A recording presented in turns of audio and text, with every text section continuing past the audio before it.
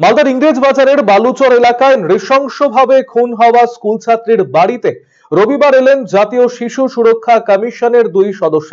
কমিশনের সহ সম্পাদক দিব্যা গুপ্তা এবং আইনি পরামর্শদাতা কাত্যায়নী আনন্দ এদিন ছাত্রীটির বাড়িতে এসে পরিবারের সদস্যদের সাথে কথা বলেন। উল্লেখ্য, সোমবার ইংরেজ বাজার এলাকার উত্তর বালুচর এলাকায় বাড়ির সামনে থেকে নিখোঁজ হয় পঞ্চম শ্রেণীতে পাঠরত এক স্কুল ছাত্রী। এরপরই বুধবার ইংরেজ বাজারের আমবাজার এলাকা থেকে তার গলা কাটা দেহ উদ্ধার হয়। এদিন ছাত্রীটির বাড়ি থেকে বেরিয়ে সংবাদ মাধ্যমের মুখোমুখি হয়ে জানিয়েছেন কি কারণে এই ঘটনা তা খতিয়ে দেখার জন্য পুলিশ প্রশাসন এবং আধিকারিকদের সঙ্গে আলোচনা করা হবে।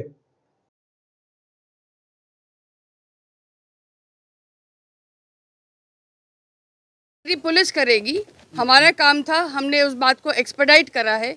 कुछ बिंदु हैं जो अभी हमने डिस्कस करके पता करे हैं और वो बिंदुओं के बारे में अब पुलिस के साथ और चर्चा होगी।